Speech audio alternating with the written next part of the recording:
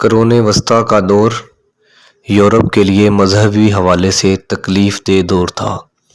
مذہب و فرقہ کے نام پر قتل و غارت عام تھی۔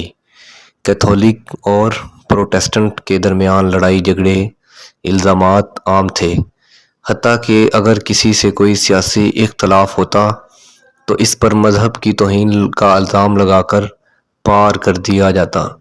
اس کی سب سے مشہور مثال جون آف آرک کی ہے، جو ایک فرانسیسی جنگجو لڑکی تھی جس نے فرانسیسی فوج کی قیادت کرتے ہوئے قابض انگریز فوج کو کئی مقامات پر شکست دی، لیکن جب انگریز کے فرانسیسی اتحادی برگنڈینز نے کسی طرح لڑکی کو زندہ پکڑ کر انگریز کے حوالے کیا تو انہوں نے لڑکی پر توہین مذہب کے الزامات لگا کر زندہ جلا دیا۔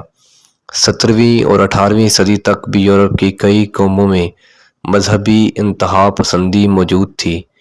جب کولمبس کی دریافت کے بعد ہسپانوی فوجیں امریکہ پہنچیں تو انہوں نے نہایت سختی سے کیتھولک فرقہ کو مقامی امریکیوں میں پھیلانا شروع کیا، لیکن آج کا یورپ بدل چکا ہے۔